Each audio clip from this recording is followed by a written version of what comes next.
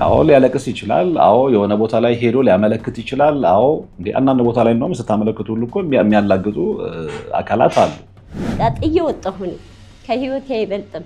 አላመንኩትም። በቃ አሁን የመጨረሻ አላመንኩት። ማስፈራራቱ፣ መጥረቢያ አንስቶ መዛቱ የመሳሰለው ነገር አልማስ የጠቋር መንፈስን ባህሪ በተወሰነ መልኩ ያንጸባርቃል። አድኑልኝ ወገኖቼ ከእግዚአብሔር ታገኙታላችሁ። ልጅን በእናት ላይ ያስነሳ፣ ልጅን በቤተሰብ ላይ ያስነሳ፣ ወደ ግድያ እንዲሄድ የገፋፋ የሆነ መንፈስ ተጸናውቶታል። ከመቼውም ጊዜ በላይ አውሬው እየተቆጣጠረን፣ እያሳዘነን፣ እያስለቀሰን፣ ብዙ ወላጆች እያለቀሱ ነው። ብዙ ወላጆች እየደነገጡ ነው። ብዙ ወላጆች ምን አይነት የመከራ ዘመን ላይ ነን ያለነው ብለው እንዲናገሩ እየተገደዱ ነው። አባቶች ይጣራሉ፣ ነጠላ ጋርደን ነው የምንቀድሰው ይላሉ።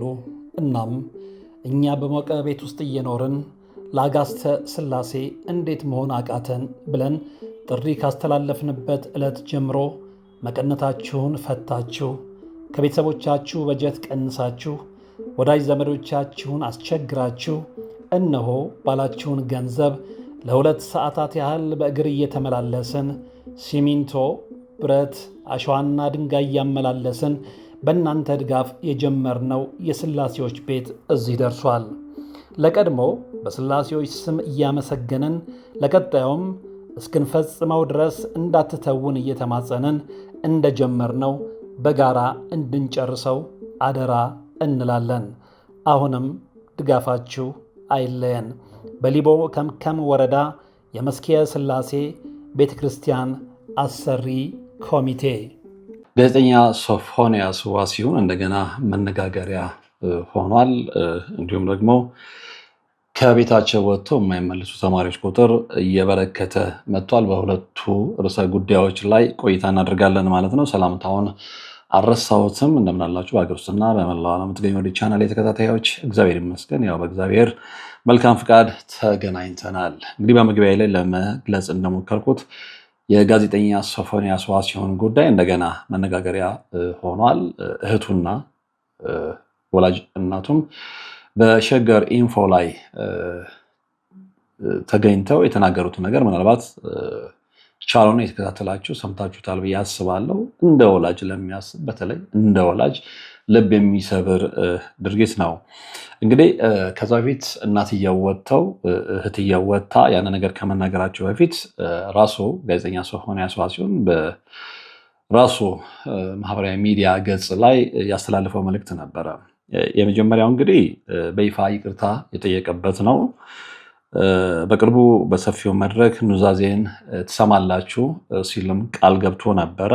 እንግዲህ ለረጅም ጊዜ ከሚዲያ ለመጥፋቱ ይታወቃል እና ወደ ቤቱ መመለሱን አስመልክቶ በማህበራዊ ገጹ ባስተላለፈው ልብ የሚነካ መልእክት ነው እንግዲህ ኑዛዜን ትሰማላችሁ ሲል የተናገረው ማለት ነው እና መላው የኢትዮጵያ ሕዝብና አድናቂዎችን በይፋ ይቅርታ ጠይቋል። እንግዲህ ጋዜጠኛው ባስተላለፈው ስሜት ቀስቃሽ መልእክት ተመስገን ለቤቴ በቅቻለሁ፣ መድኃኔዓለም ስለማረኝ፣ ለታላቁ ክብር ስላበቃኝ ደስ ብሎኛል ካለ በኋላ ወዳጆቼ፣ አድናቂዎቼ፣ መላው ኢትዮጵያ ሕዝብ አንገታችሁን ስላስደፋኋችሁ ከልባችሁ ይቅር በሉኝ ሲል ጥሪ አቅርቧል። በመቀጠል እንግዲህ ቅዱስ ቃሉ የበደላችሁን ይቅር በሉ እንደሚል በማስታወስ ህዝቡ በእግዚአብሔር ስም ይቅር እንዲለውና በጸሎት እንዲያስበውም ጠይቋል። ጋዜጠኛው አክለውም እንደ እግዚአብሔር ፍቃድ በቅርቡ በሰፊው መድረክ ኑዛዜን ትሰማላችሁ፣ ብዙ የምናገረው አለኝ በማለት በቅርቡ ይፋዊ ማብራሪያ እንደሚሰጥ የገለጸ ሲሆን መልእክቱንም አትፍረድ ይፈረድብሃል በሚል ከባድ ማሳሰቢያ ነው የደመደመው። ይህንን ብሎ ግን ይቅርታ ጠይቆ ህዝቡ በጸሎት እንዲያስበው አስገንዝቦ አስታውሶ ሰው ተስፋ ካደረበት በኋላ የተሰማው ነገር ደግሞ ምንድን ነው? እዚህ ልጅ ላይ የተከሰተው ነገር አሁንም ገና ከህመሙ አልዳነም የሚል ድምዳሜ ላይ እንዲደርስ አስገድዶታል። ከዛ በኋላ ይህንን ካለ በኋላ አሁንም በማህበራዊ ሚዲያው ላይ በባይፖላር ዲስኦርደር ተይዞ የህክምና ክትትል ላይ መሆኑን ነው ይፋ ያደረገው።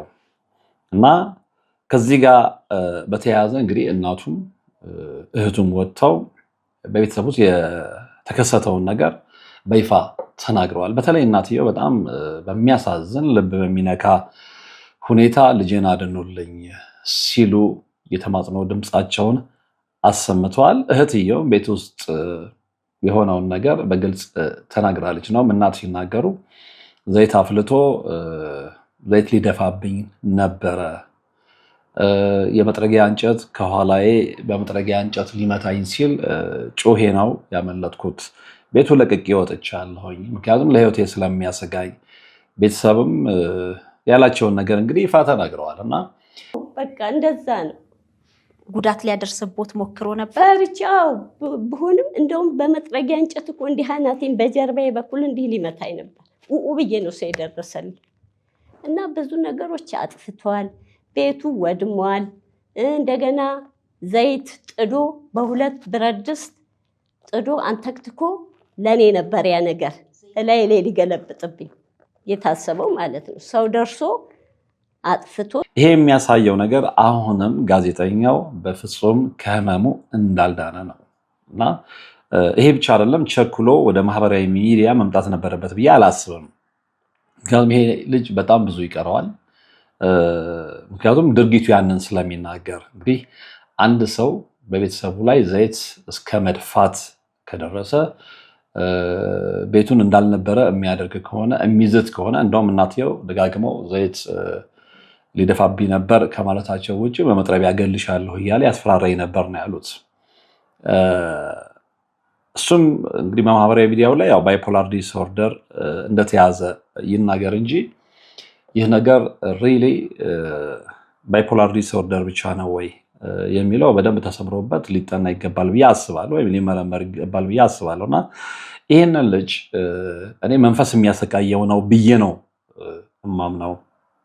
ምክንያቱም ቤተሰብ የሚበጠብጥ ጭካኔ የተሞላው ድርጊት በእናት ላይ እንዲፈጸም የሚያስገድድ መንፈስ ነው፣ እርኩስ መንፈስ ነው። እንደውም አንዳንድ ባህሪያቶቹ ይሄ አምባጓሮን መፍጠሩ፣ ማስፈራራቱ፣ መጥረቢያ አንስቶ መዛቱ የመሳሰለው ነገር ኦልሞስት የጠቋር መንፈስን ባህሪ በተወሰነ መልኩ ያንጸባርቃል። እና ይሄ ልጅ በጠቋር መንፈስ ተይዞስ እንደሆነ ያው ብዙ ሰው እንዲህ አይነት ነገር ሲነሳ ደስ ስለማይለው በዚህ ጉዳይ ላይ ሪሰርች ማድረግ ስለማይፈልግ ነው እንጂ በአንድ አቅጣጫ ብቻ ነገሮችን መመልከት ትክክል ነው ብዬ አላምንም፣ አላስብም። እና እንደውም አንዳንድ ቦታዎች ላይ ቅዱስ ቁርባን እንደተቀበለ የተናገረበት ቦታ አለ። ይሄ ልጅ ቅዱስ ቁርባን ከተቀበለ ትንሽ ይሄ ከሚያንቀዠቅዠው ባህሪ መርጋት ነበር። እንደውም ከሚዲያ ራሱን ማራቅ ነበረበት። ምናልባት ይሄ የሰዶማዊነቱን ዓለም በደንብ የምንመለከት ከሆነ ከተመለከትን በእርግጥም ለባይፖላር ዲስኦርደር የሚያጋልጥ ነው። ምክንያቱም እኛ ሀገር ሆኖ ነው እንጂ በተለይ ባደጉት ሀገር ላይ ነፃነቱ አላቸው። እንደፈለጉ ሰዶማዊ ቢሆኑም ከማህበረሰብ ጋር ተቀላቅለው መሸም፣ ዕቃ መግዛት፣ ከማህበረሰቡ ጋር ተቀላቅለው ማህበረሰቡ የሚያደርገውን ነገር ያለምንም ከልካይ ያለምንም ተቃዋሚ የማድረግ መብታቸው የተጠበቀ ነው። ኢትዮጵያ ስንመጣ ግን ነገሩ ይቀየራል። ምክንያቱም ከእምነትም ከባህልም አንጻር ጽዮፍ ስለሆነ ማህበረሰቡ ስለሚጸየፈው እንደዚህ አይነት ሰዎችን በይፋ ያገላል። ፕላስ ወንጀል ነው ኢትዮጵያ ውስጥ። ስለዚህ ይሄ ልጅ በዚህ አይነት ልምምድ ውስጥ እያለ ማህበረሰቡ ውስጥ ሊከሰት የሚችለውን ነገር ስለሚያውቅ ተደብቆ ነው የቆየው። በእርግጥም ከአእምሮ መጨነን ጋር በተገናኘም ብዙ ነገሮች ሊያጋጥሙት እንደሚችል ይጠበቃል። ነገር ግን በደንብ ሳይድን ምናልባት የዳነ መስሎት ሊሆን ይችላል። ወይም ደግሞ ያለበት ሁኔታ ኢኮኖሚካሊ የሚያስቸግሩት ነገሮች ስለመጡ ያንን ኢኮኖሚካሊ ህዝቡ እንዲያግዘው ከመፈለግ ይፋ ወጥቶም ሊሆን ይችላል። እንግዲህ እናቱ ሲናገሩም እንደሰማናቸው ሆስፒታል ተኝቷል። የካቲት ሆስፒታል ነበረ። በአእምሮ ሕክምና ስፖንሰር አግኝቶ አልሞስት ለአንድ ወር ያሉ ይመስለኛል ካልተሳሳትኩኝ ክትትል ሲደረግ ነበር። መሻሻል ከታየበት በኋላ ከዛም ወጥቶ አይ ገዳም መሄድ አለበት ተብሎ ገዳም ሄዶ እንደነበረ እዛ ይከታተል እንደነበረ እንግዲህ ወደ ትክክለኛ መስመር ይመጣ እንደነበረ፣ ነገር ግን እየቆየ ሲሄድ እንዳልተሻለው ጭራሽ ወደ ቤት ተመልሶ ይጠፋም እንደነበረ፣ በነገራችን ላይ ከሆስፒታልም ለሽንትም ለምንም እያለ ምክንያት ፈጥሮ ይጠፋ እንደነበረ እናቱም እህቱም ሲናገሩ ሰምተናል። እና ከዛ በኋላ እንግዲህ ወደ ቤት መጥቶ ቤት ውስጥ የተፈጠረውን ነገር ነው እናት በይፋ የተናገሩት። አሁን ይሄ ደረጃው ከፍ እያለ መጥቷል ማለት ነው። ደረጃው ከፍ እያለ መጥቷል። ችግሩ መጀመሪያ እሱ ላይ ብቻ የሆነ ይምሰለን፣ ሰው ሁሉ እሱ ላይ የተለያየ አስተያየት ይስጥ እንጂ ቤተሰቡ በተለይም ደግሞ እናቱ የነበሩበትን መከራ ማስታወስ ግድ ይላል። እና እንደዛም ሆኖ ልጅ በእንደዚህ አይነት ሁኔታ ተይዞ በእንደዚህ አይነት እርኩስ መንፈስ ተይዞ ነው፣ እርኩስ መንፈስ ነው የምለው፣ ይቅርታ አድርጉልኝና ቤተሰቡን የሚበጠብጥ ልጅን በእናት ላይ ያስነሳ፣ ልጅን በቤተሰብ ላይ ያስነሳ፣ ወደ ግድያ እንዲሄድ የገፋፋ የሆነ መንፈስ ተጸናውቶታል።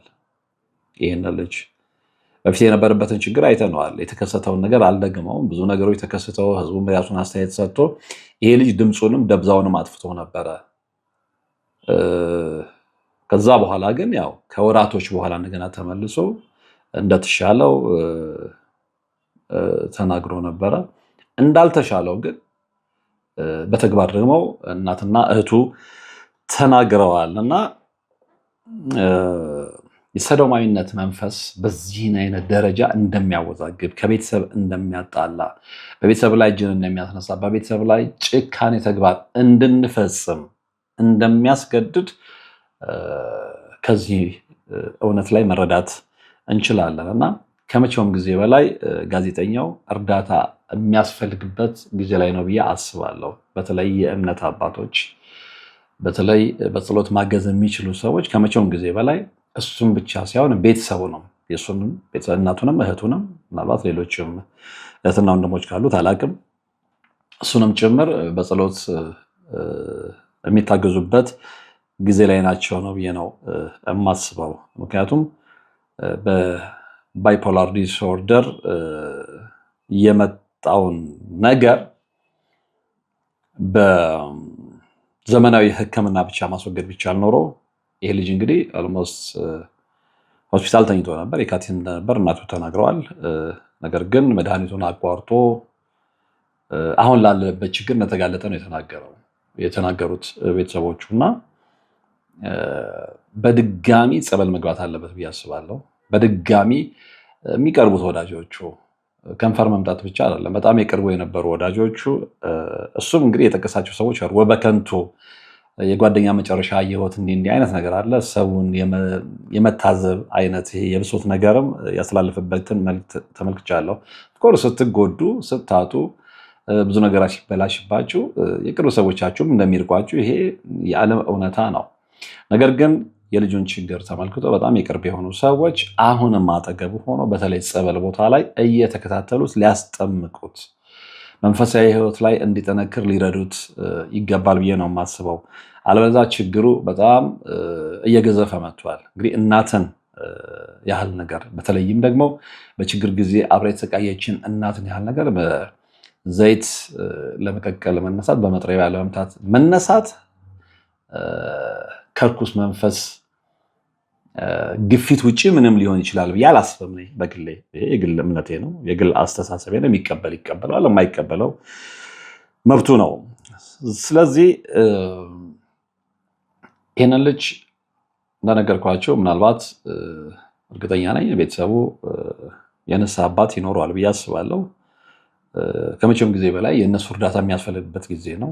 ከዛም ውጭ ደግሞ ብዙ የእምነት አባቶች እርዳታቸው የሚያስፈልግበት ጊዜ ነው ብዬ ነው እማምነውም እማስበውም። እና ይህ ልጅ አሁን ያንን ካደረገ በኋላ ቤተሰቦቹ በተለይ ደግሞ እናቱ ቤታቸውን ትተው ከወጡ በኋላ ለሕይወቴ ያሰጋኛል ብለው የትና በምን አይነት ሁኔታ ላይ እንዳለ እሱ ይፋ ካላደረገ በስተቀር ማወቅ ይቻላል ብዬ አላስብም። ነገር ግን ሲሪየስሊ እገዛ ያስፈልገዋል። ሲሪየስሊ ምክንያቱም እንደዚህ አይነት ምልክት የሚታይባቸው ሰዎች ሌላውን ከመጉዳት ባሻገር በራሳቸውም ላይ ክፉ ነገር አያደርጉም ተብሎ አይታሰብም። እና በነገራችን ላይ እርኩስ መንፈስ ይህንን ነው የሚፈልገው። አንደኛ ግብሩን በሌሎች እንባዎች ማግኘት፣ በሌሎች እንባ ማግኘት ወይም ደግሞ ከቻለም በሌሎች ደም ማግኘት። ይሄ ልጅ እንግዲህ እግዚአብሔር አይበለው እንጂ እንኳንም አልሆነ እንጂ እናትየው እንደተናገሩት ድርጊቱን ፈጽሞት ቢሆንና እናቱ ላይ ያንን እርምጃ ወስዶ ቢሆን ኖሮ እርኩስ መንፈስ ሕይወት ቀምቶ በደም ግብሩን አገኘ ማለት ነው። ሌላ ምንም ትርጉም የለውም። ስለዚህ እርኩስ መንፈስ የሚፈልገው ያንን ነው፣ ቤተሰብን ማባላት። ቤተሰብን አሁን እነሱ ቤተሰብ ውስጥ በተከሰተው አይነት ሁኔታ ማበጣበጥ፣ እናት የኖሩበትን ቤት ለቀው በዚህ እድሜያቸው ሌሎች ጋር በጥገኝነት እንዲቀመጡ ማድረግ፣ ጭንቀት ዓለም ውስጥ መክተት። እንደዛም ሆኖም እኮ እንደዛ አይነት ድርጊትም ሊፈጽምባቸው እንደተነሳም ተናግረው እባካችሁ ልጄን አድኑልኝ እያሉ ነው። የእናት ልብ ነው፣ የእናት አንጀት ነው፣ እማይቆርጥ ማለት ነው። ስለዚህ ይሄ ልጅ ከመቼውም ጊዜ በላይ መንፈሳዊ እገዛ ያስፈልገውም ትላላችሁ? መንፈሳዊ እገዛ ያስፈልገዋል። መንፈሳዊ እገዛ አሁን በነገራችን ላይ ከመቼውም ጊዜ በላይ እርኩስ መንፈስ ቢስቱ አውሬው ተቆጣጥሮናል። አምነን መቀበል አልፈለግንም እንጂ። ምክንያቱም በተግባር ብዙ የምንመለከታቸው ነገሮች አሉ። በኋላ እመጣበታለሁ ሁለተኛ አጀንዳዬ ላይ። ከመቼውም ጊዜ በላይ አውሬው እየተቆጣጠረን፣ እያሳዘነን፣ እያስለቀሰን፣ እያባላን፣ እያበጣበጠን ነው። ያንን መቆጣጠር የሚቻለው፣ ያንን ማሸነፍ የሚቻለው በመንፈሳዊ ተጋድሎ ነው። ለመንፈሳዊ ተጋድሎ ደግሞ የሚያግዙ ሰዎች ያስፈልጋሉና እባካችሁ ይሄንን ልጅ አሁንም ሳንጠቋቁምበት በምንም አይነት ሁኔታ የትም ቦታ ላይ ይሁን በተለይ መንፈሳዊ አገልግሎት የምትሰጡ ለዛ እግዚአብሔር ጸጋውን የሰጣችሁ ሰዎች ልትደርሱለት ይገባል። ልትደርሱበት ይገባል። አንድ ነፍስ ማዳን በእግዚአብሔር ዘንድ ያለውን ዋጋ ስለምታውቁ፣ አንድ ነፍስ ሲድን እግዚአብሔር ቤት ያለውን ደስታ ስለምታውቁ፣ አንድ ነፍስ ሲጠፋ ግን ሉሲፈር ዓለም ላይ ያለውን ደስታ ስለምታውቁ፣ ስለዚህ እርኩስ መንፈስን ልናሳፍረው የሚገባው መንፈሳዊ ሰዎች እንደዚህ አይነት ሰዎችን፣ እንደዚህ አይነት ቤተሰቦች፣ እንደዚህ አይነት ችግር የደረሰባቸው ቤተሰቦች በቅርብ ደርሰው በመንፈሳዊ እርዳታ ወደ ትክክለኛው የእግዚአብሔር መንገድ መልሰው ሊያድኑ ሲችሉ ነው። ኦፍኮርስ አዳኝ እግዚአብሔር ነው፣ አዳኝ መድኃኔዓለም ነው። ነገር ግን እነሱ ላይ መድኃኔዓለም አድሮ ይሄ ልጅ ወደ ትክክለኛው መንገድ እንዲመጣ፣ አምረው እንዲረጋጋ፣ ከእናቱ ጋር እንዲታረቅ፣ ከዛ በኋላ ተጸጽቶ እናት ይህን ያደረግኩትኝ እኔ አይደለሁም እላይ ላይ ያለው መንፈስ ነው ብሎ አምኖ እናቱ ጉልበትም ላይ ወድቆ ወደ ትክክለኛ የቀድሞ ህይወቱ እንዲመለስ እርዳታ ያስፈልገዋል። አንድ ሰው የሆነ ነገር ሲያጠፋ ዘራፍ ተብሎ እዛ ላይ መጠቋቆም ብቻ ሳይሆን ምንድን ነው ከጀርባው ይህን እንዲያደርግ ያስገደደው ነገር? አዎ ሰዶማዊነት ጽዩፍ ነው። እንግዲህ የሆነ አካል የሆነ መንፈስ ይህን ልጅ መንገድ አስቶታል፣ እዛ ዓለም ውስጥ ከቶታል። ያ ሆኗል። ሰው ተቃውሞውን አሰምቷል። ነገር ግን አሁን ደግሞ ይህንን ልጅ ከዛ ህይወት ውስጥ የሚወጣበትን መንገድ መፈለጉ ነው ትልቁ ነገር እንጂ ለመጠቋቋሙ የሰውን ኃጢአት ለመግዘፉ ምናምን አልሞስት ዓለም በምን ያህል ፍጥነት እየሄደ እንደሆነ እናውቃለን። እና ጽዮፍ ተግባር የሚፈጽሙ ሰዎችን ደጋግሞ መገሰጽ ያስፈልጋል። አዎ ትክክለኛ መንገድ እንዳልተከተሉ መንገድ ያስፈልጋል። አዎ ማስተማር ያስፈልጋል። አዎ ከዛ ውስጥ እንግዲህ ይሄ ሁሉ ነገር ሆኖ አልወጣም ሲል ነው ወደ ቀጣይ እርምጃ መሄድ የሚቻለው። እና በዛ ደረጃ እዚህ ልጅ ላይ ተሰርቶበታል ወይ? አዎ የነበረበት ነገር በጣም ጸያፍ ነው። አዎ ብዙዎቹን አስቀይሟል፣ ብዙዎቹን አስቆጥቷል። በኋላ ላይ መጥቶ ግን ይቅርታ ሲጠይቅ ብዙዎች ደግሞ አይ በቃ ሊመለስ ነው የሚል ተስፋ አሳድረው ነበረ። ነገር ግን እንደገና ደግሞ ከዛ ተቃራኒ የሆነ ነገር ነው እየሰማን ያለ ነው። እና ይህንን ሁሉ ነገር የሚያደርገው ዝብርቅርቅ ያለ ነገር ውስጥ የከተተው እርኩስ መንፈስ ነው ብዬ ነው የማምነው። እና ከእርኩስ መንፈስ መዳን የሚቻለው ደግሞ ኪኒን በማወጥ አይደለም፣ መርፌ በመወጋት አይደለም፣ ጸበል በመጠመቅ ነው፣ በመጸለይ ነው፣ በመጾም ነው፣ ከእግዚአብሔር ጋር በመታረቅ ነው። ስለዚህ ይህንን እንዲያደርግ እባካችሁ ጸጋው የተሰጣችሁ መንፈሳዊ ሰዎች አግዙት ማለት እፈልጋለሁ። በሱ ጉዳይ ላይ ይህን ያህል ካልኩ፣ ሌላ ደግሞ በጣም አስደንጋጭና አሳሳቢ የሆነ ጉዳይ ላይ ነው የሚሄደው። ይሄም ምንድነው እንግዲህ ከቅርብ ጊዜ ወዲህ በተለይ ልጆች ከቤታቸው ወደ ትምህርት ቤት ሲሄዱ ወደ ሌላ መጫወቻ ስፍራ ሲሄዱ ከመቼውም ጊዜ በላይ የሚሰርቁበት ጊዜ ላይ ደርሰዋል። ብዙ ወላጆች እያለቀሱ ነው። ብዙ ወላጆች እየደነገጡ ነው። ብዙ ወላጆች ምን አይነት የመከራ ዘመን ላይ ነን ያለነው ብለው እንዲናገሩ እየተገደዱ ነው። እና የዚህን ዘመን ማህበረሰብ ኦር ዜጋ ምንድነው እንደዚህ ወኔውን የሰለበው? ለጠላፊዎቹ ህፃናትን ለሚሰርቁትም ሆነ ህፃናትን ለሚወስዱት ለሚጠልፉት የልብ ልብ የሰጣቸው የማህበረሰቡ አንድ ያለመሆን፣ የማህበረሰቡ መዘናጋት፣ በየግሉ ቤቱን ዘግቶ ማልቀስ፣ ከንፈር መምጠት ነው የልብ ልብ የሰጣቸው። የሆነ አካል ምናምን ተማምነህ እሱን እርሳው። ምክንያቱም ያ ቢሆን ኖሮ ሲሪየስ የሆነ እርምጃ ቢወሰድ ኖሮ ይሄ ነገር ከዕለት ወደ ዕለት እየጨመረ አይመጣም ነበረ። ስለዚህ ማህበረሰቡ የራሱን የሆነ የማያዳግም እርምጃ መውሰድ የተሳነው ለምንድን ነው? ልጆቹ ከዓይኑ ስር እየተጠለፉ፣ ልጆቹ ከጉያው እየተነጠቁ ዝም እንዲል የገፋፋው ነገር ምንድን ነው? ዝም አላለም የሚል አስተያየት የሚሰጥ አይጠፋም። አዎ ሊያለቅስ ይችላል። አዎ የሆነ ቦታ ላይ ሄዶ ሊያመለክት ይችላል። አዎ አንዳንድ ቦታ ላይ እንደውም ስታመለክቱ ሁሉ እኮ የሚያላግጡ አካላት አሉ። ይሄ ነው ወይ መፍትሄው? በቃ የሆነ ቦታ ላይ አመልክቻለሁ እባካችሁ በሚዲያ አፋልጉ ልጄን፣ ይሄ ነው ወይ የመጨረሻው ዘላቂ መፍትሄው? አይደለም። እነዛ አይነት ሰዎች ላይ ሲሪየስሊ ራሱ ሰለባ የሆነው አካል ግለሰብ ኦር ማህበረሰብ እርምጃ መውሰድ አለበት። ምክንያቱም ህፃናት ልጆች ምንም የማያውቁ ሮጠው ያልጠገቡ ጨዋታ የሚናፍቃቸው ልጆች በእንደዚህ አይነት ሁኔታ ከቀን ወደ ቀን ከቤተሰቦቻቸው ጉያ እየተነጠቁ የሚጠፉበት ሁኔታ መቆም አለበት። የሆነ ቦታ ላይ ይሄ ሊሆን የሚችለው ደግሞ የማያዳግም እርምጃ በማህበረሰቡ ሲወሰድ ነው። ብዙ ክፍተቶች ስላሉ ማለት ነው። በጣም በሚገርም ሁኔታ ይህንን እንድል የገፋፋኝን ነገር ልንገራችሁ። አንደኛው እንግዲህ ብዙዎቻችሁ ማህበራዊ ሚዲያ ላይ ተከታትላችሁ ብዬ አስባለሁ። የ12 ዓመቷ ታዳጊ አዜብ በላይነህ ላይ የደረሰውን ብዙዎቻችሁ ሰምታችሁታል ብዬ አስባለሁ። ምናልባት ያልሰማችሁት ካላችሁ ዝርዝር ሁኔታውን በተለይ ጉርሻ ፔጅ ያወጣውን ዝርዝር ሁኔታ እንደሚከተለው አነበዋለሁ። ምንድነው የሚለው? አስቸኳይ የእርዳታና የፍትህ ጥሪ። የ12 ዓመቷ ታዳጊ አዜብ በላይነህ የደረሰችበት አልታወቀም። ልብ አድርጉ።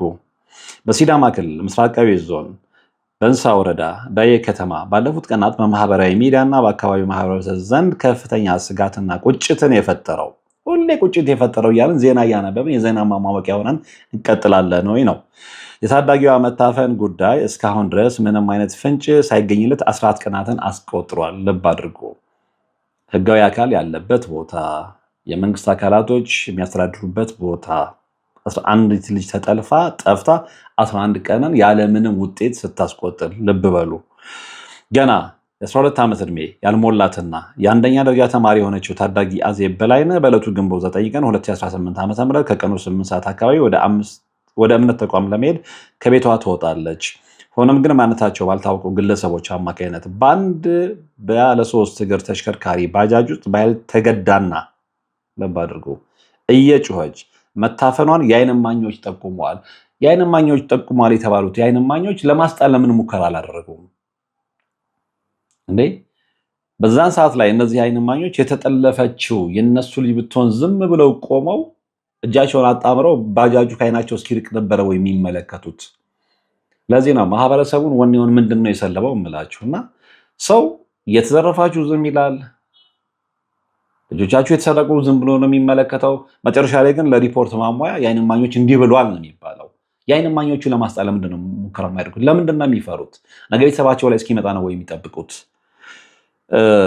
የአካባቢው ነዋሪዎችና ቤተሰቦቿ ድምፅ ሰምተው ለማስጣል ጥረት ቢያደርጉም ተሽከርካሪው በከፍተኛ ፍጥነት ከአካባቢው መሰወሩ ሳይያዝ ቀርቷል። ታርጋ የለውም ነበር ወይ? ታዳጊዋ ተጠልፋ ከተወሰደችበት ዕለት ጀምሮ እስከዛሬ ድረስ ሙሉ በሙሉ አድራሻዋ የጠፋ ሲሆን ወላጆቿና የቅርብ ዘመዶቿ በከፍተኛ የስነ ልቦና ስቃይና በእንባ ውስጥ ይገኛሉ። ማን ነው ታዲያ ያለው የሚላቸው? ማን ነው እንባቸውን የሚያብስላቸው? ማን ነው ወንጀለኞቹን ይዞ ለህግ የሚያቀርብላቸው? ማን ነው ይሄ ድርጊት እንዳይፈጸም ነው? እኔ የህግ አካልነቴ ለዚህ ስለሆነ የተመረጥኩት ይህንንማ እስከ መጨረሻው ተከታትዬ እንዲህ አይነት ውጤት ያሳየው ብሎ ከልቡ ተነሳስቶ ወንጀለኞችን ይዞ የሚያቀርበው ማን ነው? በቃ ችላ ስለሚባል ጠላፊዎችም የልብ ልብ የተሰማቸው እንደፈለጉ እየፈነደቁ ነው። እያንዳንዱን ቤት አንኳኩቶ እስኪመጣ ነው ወይ የሚጠበቀው? ቤተሰቦቿ እንደሚገልጹት ጉዳዩን ለሚመለከተው አካል ቢያመለክቱም የተለመደች አባባል ነች እቺ። እስካሁን ድረስ የሚጠበቀውን ያህል ፈጣንና ተገቢውን ክትትል እያገኙ እንዳልሆነ ልብ አድርጎ፣ ስለዚህ ችላ ተብሏል ማለት ነው። በጣም የሚያሳዝን ሁኔታ በምሬት ይናገራሉ። የ12 ዓመት ልጅን ያህል ነገር ተወስዶባቸው ለሚመለከተው አካል ቢያመለክቱም እስካሁን ድረስ የሚጠበቀውን ያህል ፈጣንና ተገቢውን ክትትል እያገኙ እንዳልሆነ ነው የሚለው። ስለዚህ ችላ ተብሏል ማለት ነው። እና የተጎዳው ቤተሰብ የራሱን የሆነ ሲሪየስ የሆነ እርምጃ ቢወስድ ለምን አደረከ ተብሎ ይጠየቃል። በጣም በሚያሳዝን ሁኔታ ማለት ነው። በነገራችን ላይ ከዚህ በፊት ማህበራዊ ሚዲያ አንቂዎች ይሄ የግንቦት ወር ብለው ነበረ። የሰማቸው የለም፣ ግማሹን ተዘባበታባቸው እንጂ ከመቼውም ጊዜ በላይ በግንቦት ወር በርካታ ህፃናት ሊወሰዱ ይችላሉ እና ጥንቃቄ አድርጉ፣ ይሄ ወር የሪቹዋል ወር ነው ብለው ተደጋግመው የተናገሩ ወንድሞች አሉ። ማንም አላዳመጣቸውም። ማንም። ይሄ ነው ችላ ማለታችን፣ ዝም ማለታችን፣ መሳለቃችን። በዚህ ጉዳይ ላይ የሆነ የገባቸው ሰዎች ሲናገሩ ደግሞ ምንድነው ሰቆቃቸውን የሚያስደነግጥ ነገር አትናገሩ ምናምን ነው። ይሄ ውጤቱን እየተመለከትነው ነው። ውጤቱን እያየነው ነው። የዘራነውን እያጨድነው ነው። ችላ ባልን ቁጥር እየተጎዳን ነው። ይህንን ነው እየተመለከትን ያለ ነው እና በጣም በሚገርም ሁኔታ የዚች ልጅ ሁኔታ እንደዚህ ተመልክተን እንግዲህ 11 ቀን ቀላል ነገር አይደለም። በምን አይነት ሁኔታ ላይ ያለችው፣ ምን ደርሶባታል፣ ምን አይነት ጥቃት ተፈጽሞ፣ ይህንን መገመት አይከብድም። ይሄ ከውስጣችን ሳይወጣ በጣም በሚገርም ሁኔታ ይሄ እንግዲህ ቦታውን ጠቅሼላችኋለሁ። በጣም በሚያሳዝን ሁኔታ ደግሞ ሌላ ነገር ሰማን። ይሄ ነገር አሁንም እንደነገርኳችሁ ቅድም ሲሪየስ የሆነ እርምጃ ማህበረሰቡ ራሱ መውሰድ የማይችል ከሆነ ይቀጥላል። አትጠራጠሩ። ብዙ የሚያለቅሱ ወላጆች ይኖራሉ። ይህንን ሰምተን ከንዴት ሳንወጣ ደግሞ ምንድን ነው የሆነው? በጣም በሚገርም ሁኔታ 3 ልጆች ልብ አድርጎ 3 ልጆች በጣም በሚያሳዝን ሁኔታ ግንቦት 14 2018 ዓ.ም ከቤት እንደወጡ እንዳልተመለሱ ቤተሰብ ጭንቀት ውስጥ እንደሆነ ደግሞ የሚናገር ዜና ሰምተናል። ወር የሚናገር መረጃ ተመልክተናል። ሰዎች ወዴት እየሄድን ነው? ወላጆች ወዴት እየሄድን ነው? ወላጆች ምንድን ነው እንደዚህ አንደበታችንንም ጉልበታችንን የሚያሰረው? ሾክ ነው የሚያደርገው። በተለይ እንደ ወላጅ እንደዚህ አይነት ዜና ስትሰሙ የማያስደነግጣችሁ ሰዎች ካላችሁ ሰውነታችሁን እጠራጠራለሁ። ልጆቻችንን አፋልጉን እያሉ ነው። ቤተሰብ አዲስ አበባ ሀያት አካባቢ ልብ አድርጉ። ይሄ ደግሞ አዲስ አበባ ነው። ሀያት አካባቢ ምዕራብ አካዳሚ የ6ኛ ክፍል ተማሪዎች ቢታንያ አብርሃም፣ ዲያና ትንሳ ግንቦት 14 2018 ከቤት እንደወጡ አልተመለሱም። ቤተሰብ ተጨንቀዋል።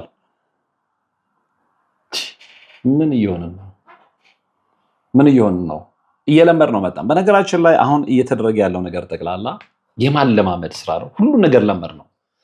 ድሮ አንድ ሰው ሞቶ ሲባል ሰው በጣም ያዝን ነበር፣ ይጨነቅ ነበረ፣ የሆነ ነገር እንዲፈጠር ግፊት ያደርግ ነበረ። ከዛስ አእምሯችን ላይ ተሰራ አእምሮን ማጠብ።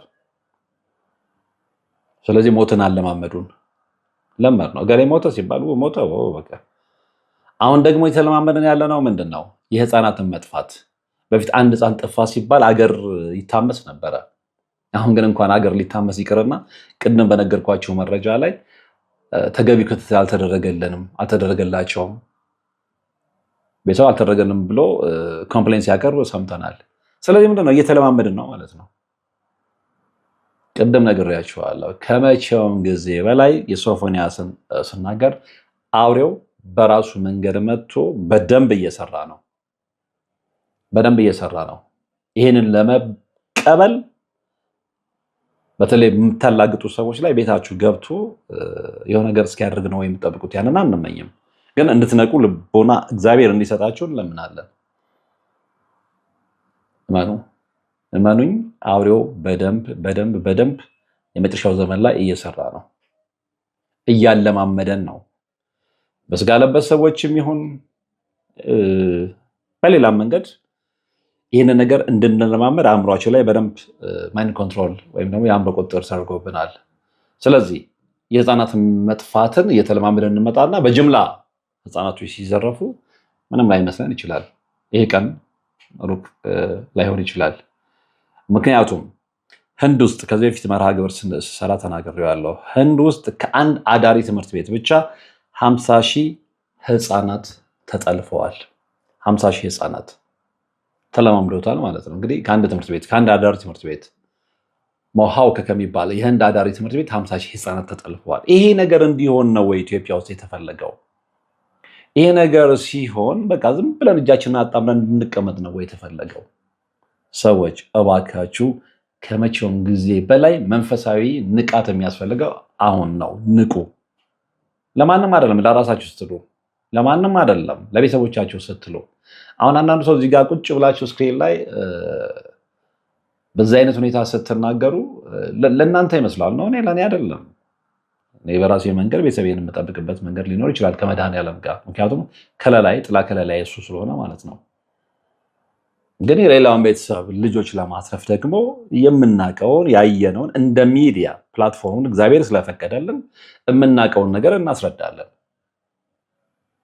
አሁንም ግን እኛ እየተናገርን እኛ እየጮህን ለመንቃት ፍላጎት ያለው በጣም ኢምንት ነው። ስለዚህ ከመቼውም ጊዜ በላይ አደጋ ላይ ነንና ልንነቃ ይገባል ለማለት ነው። እንግዲህ እግዚአብሔር በራሱ መንገድ ኢትዮጵያ ውስጥ መቶ ስራውን ይስራ። ሌላ ምንድን ነው የምንለው? በራሱ መንገድ ስንት ዓመት እንግዲህ ቁጭ ብለን መናገር ከጀመርን እንኳን ስንት ዓመት ሆነ፣ ግን ምንም መፍትሄ እየመጣ አይደለም። አሁንም ህፃናቶች እየተጠለፉ ነው። በጣም በሚገርም ሁኔታ እንግዲህ ከአንድ ቀን በፊት ነው ምናምን የሰሩትን ፕሮግራም ተመልክታችኋል። አዳማ ውስጥ አንድ ልጅን የቲክቶክ ቪዲዮ ሪፈረንስ አድርገን ያስተላለፍነውን መልዕክት ሰምታችኋል። የተበተኑ ሰዎች አሉ፣ ህፃናትን የሚጠልፉ እንደ አሮጊት ሆነው ራሳቸውን ቀይረው ህፃናትን እያታለሉ። ይሄ የሆነ ባለበት ሰዓት ደግሞ እንግዲህ አንድ ትምህርት ቤት 3 ልጆች ተጠፉ። እንደገና የሆነ ክፍለ ሀገር። ይህንን እስከ መቼ ነው እየሰማን? ከእንቅልፋችን ተነስተን ሙሉ ቀን ውለን ማታ ወደ መኝታችን እስከምንሄድ የምንሰማው ዜና ጠቅላላ መልካም ነገር የለው። በጣም በሚያሳዝን ሁኔታ ስለ ህፃናት መጠለፍ፣ ስለ ሰው መሞት፣ ስለ ጦርነት፣ ስለ ረሃብ፣ ስለ ድርቅ፣ ስለ ኑሮ ውድነት። ሬሊ እግዚአብሔር ዓለምን የፈጠረው እንደዚህ ነው ወይ? እኛን የፈጠረልን እንደዚህ አይነት ህይወት ነው ወይ? አይደለም። ግን ሰዎች ክፎች ስለሆነን ከሴጣን ጋር እየተባበረን ስለመጣን ዓለማችንን በዚህ መልኩ ህይወት እንዲኖራት ያደረግናት እኛ ነን። እግዚአብሔር ይታረቀን። ሌላ ምንም አለንም። እንግዲህ የዛሬ መርሃ ግብር የተከታተላችሁት ነበር። በቀጣይ በሌላ መረጃ በሌላ መርሃ ግብር እንገናኛለን። እስከዛው ግን በያላችሁበት ሰላም። አባቶች ይጣራሉ፣ ነጠላ ጋርደን ነው የምንቀድሰው ይላሉ። እናም እኛ በሞቀ ቤት ውስጥ እየኖርን ለአጋዕዝተ ሥላሴ እንዴት መሆን አቃተን ብለን ጥሪ ካስተላለፍንበት ዕለት ጀምሮ መቀነታችሁን ፈታችሁ፣ ከቤተሰቦቻችሁ በጀት ቀንሳችሁ፣ ወዳጅ ዘመዶቻችሁን አስቸግራችሁ፣ እነሆ ባላችሁን ገንዘብ ለ2 ሰዓታት ያህል በእግር እየተመላለስን ሲሚንቶ፣ ብረት፣ አሸዋና ድንጋይ እያመላለስን በእናንተ ድጋፍ የጀመርነው የሥላሴዎች ቤት እዚህ ደርሷል። ለቀድሞ በሥላሴዎች ስም እያመሰገንን ለቀጣዩም እስክንፈጽመው ድረስ እንዳትተውን እየተማጸንን እንደጀመርነው በጋራ እንድንጨርሰው አደራ እንላለን። አሁንም ድጋፋችሁ አይለየን። በሊቦ ከምከም ወረዳ የመስክየ ሥላሴ ቤተ ክርስቲያን አሰሪ ኮሚቴ